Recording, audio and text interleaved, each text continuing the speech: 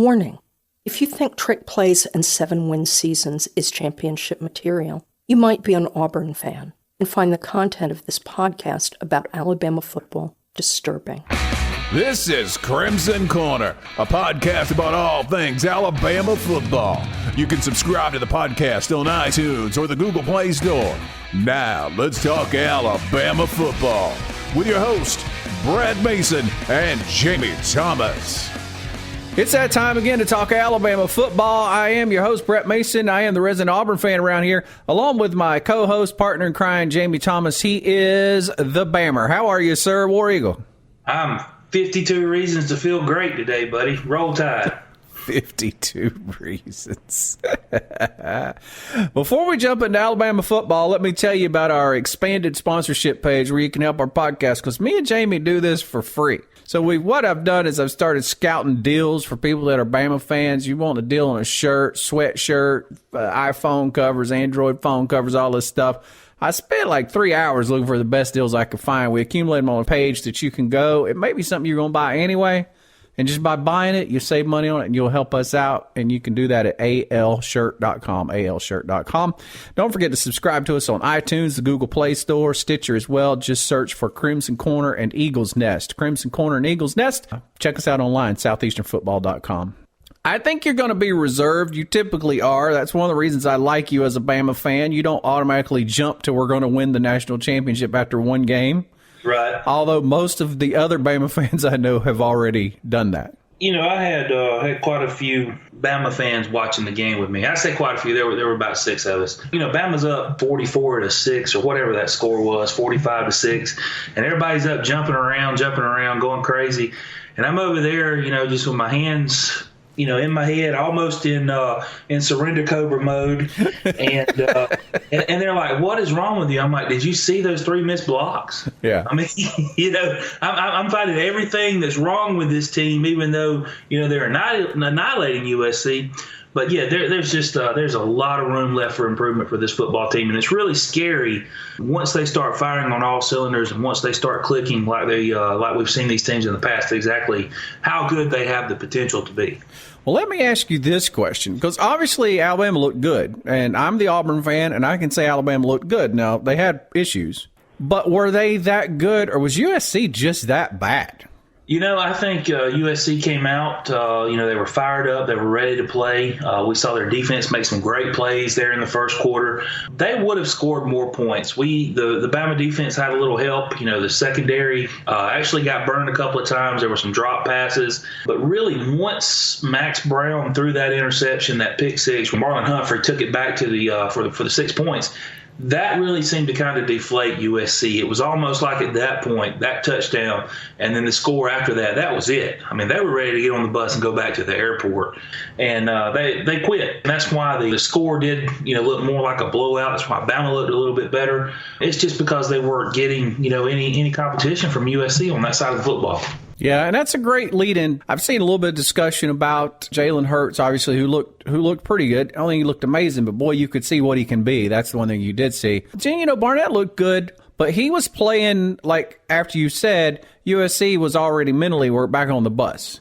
Right. So not sure how he would have looked in the first quarter. Well, that's the reason Hurts continued to play is because Barnett just looked a little shaky. According to Coach Saban, Hurts was coming in the third series no matter what happened. Barnett looked really shaky. In fact, in that first series, when he got sacked and the 2 USC defenders, you know, kind of sandwiched him, I thought, man, his career is over. I thought he got knocked out right there, to be honest with you. I do believe that he come back into the game and he was way more composed. I believe the USC defense gave up not quite as fast as the offense did. So I think we still saw a little bit of what Blake Barnett is capable of. I mean, the kid was 5 for 6 for 100 yards. Really didn't make a mistake as far as throwing the football. I like both of our options at the quarterback position. I like Hurts. I like Barnett. I think Bama is going to be pretty good with either one of them.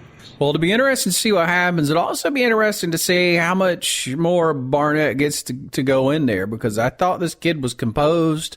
Really the only thing holding him back seems to be his limited knowledge of the playbook. And so how fast can you get up to speed on that, and how much you think he's going to play this week, for example, you know, looking forward?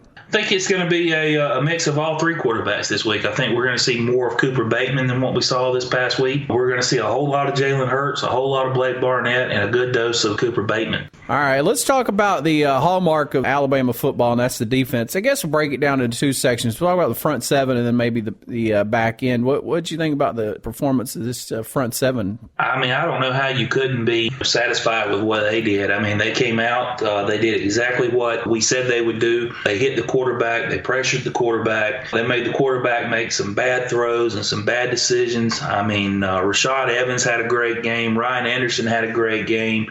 Reuben Foster had an outstanding game.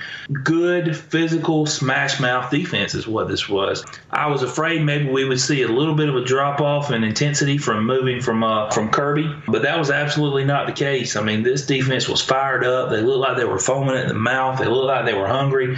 I think it's going to be one of the best defenses in the country again. USC only had 194 yards. 64 of them came on the ground. I think they ran the ball 30 or 31 times. So they got 2 yards per carry. That's best in the nation right there. Big concern, which I didn't see the huge concern that you had in the secondary last week. I didn't see it. I feel somewhat better. I think we've improved. Like I said, there were some blown coverages, a couple that allowed USC defenders to get open. You know, I said that would happen. I figured USC was good enough at those positions that they would convert a couple of those big plays. So with that being said, I think the secondary was very much improved, but the blown coverage and the blown assignments still concern me just a little bit. And special teams, I thought your special teams looked pretty solid this year. What you see wrong with special teams, my friend? I really didn't see a whole lot. You know, J.K. Scott, he averaged 47 yards a kick. That's pretty impressive considering the one pooch that he had to kick that he got inside the 5-yard line. Adam Griffith was 1 for 1. I mean, he looks like, the rumors about him are true. The leg strength has gotten better. He kicked that ball like it would have been good, up to 50. The return game, we didn't see a whole lot of that. Trayvon Diggs, he's young. I'd like to see the ball get in his hand on kick returns a little bit more, but that's the thing. I mean, really, we had 1 or 3 kick returns, 2 off of field goals, so they really didn't get a whole lot of chance to see what kind of talent we have as far as kick returns. This week you're going to be facing a real powerhouse coming in, the Western Kentucky Goat Herders, or whatever they are, Hilltoppers. What do you expect Saban to do for this game? Is this a chance to try things that he's thinking? I'm guessing second half is definitely what you're thinking. We get to try some different things. How early do you think it's going to happen? And I know you're going to talk them up like Saban did and talk about what they did last week, but they threw for 552 yards last week. They're playing Rice, which was a good team in the 80s. So yeah, well, still, I mean, 552 yards is not something to take lightly, especially looking ahead to Ole Miss the following week. And that's a game, whether they admit it or not, that's a game Bama players are looking forward to playing in because they're ready to stop this streak against Ole Miss. Nobody wants to get beat by that crap school from Mississippi 3 years in a row. Okay, whether they admit to it or not, they're looking forward to that game, and that's a little worrisome. This is I think this is a 29.5 point spread. There is no way Bama is going to beat Western Kentucky by 29.5 points this week. So they've got a great quarterback. They've got a big wide receiver that's got some speed in Tawan Taylor. It's a sleeper game. Western Kentucky's got a good program. This is a game that could sneak up on Alabama. I'll tell you what, I am going to, tomorrow, I'm going to write up a nice letter and send it in to the athletic director up there at Tuscaloosa. And I'm going to nominate you for 2 things. What's that? 1, to be Saban's replacement when he leaves, because you don't ever think they do good enough either. 2, to just come out and do his press conferences for him, because you just like him. Oh, these Western Goat Herders are going to come in here, and it's going to be a challenge. Hey, and I can appreciate that. What happened to Mississippi State last weekend? But just what almost happened to Tennessee? It was Mississippi State and Tennessee, though, man. Come on. These are games that when you look at them on a schedule, you think, okay, Tennessee should win this game. And when you look at it on the schedule, you think, okay, Mississippi State should easily win this football game. Whatever. Look, I'm not saying Alabama's going to lose. I'm just saying it's not going to be a blowout like everybody thinks it's going to be. This gunslinger with the Kentucky Goat Herders, he can sling the ball when he ain't being put on his butt every other down. Maybe they'll prove me wrong and they'll beat them 153-0. That would be great.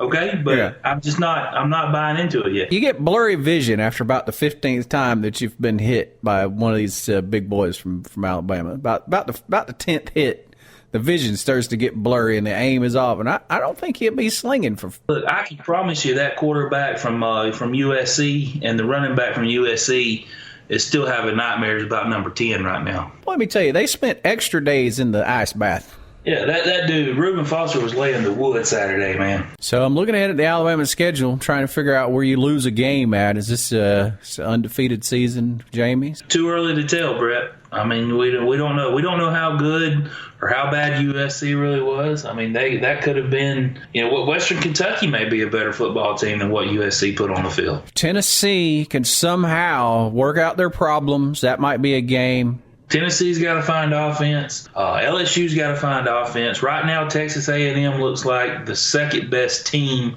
all around in the conference. You ain't got much though, man. You're gonna beat A&M. You're gonna beat Arkansas. You're gonna beat Kentucky. Ole Miss might be a game. That's gonna be a big game. But other than that, you got 2 games, and then of course Auburn's gonna beat you on a surprise upset at the end of the year. But other than that, you're gonna win the rest of them. Whatever you're smoking, pass it on. All right, brother. How about we talk about it all next week? Does that sound like a plan? Sounds great to me.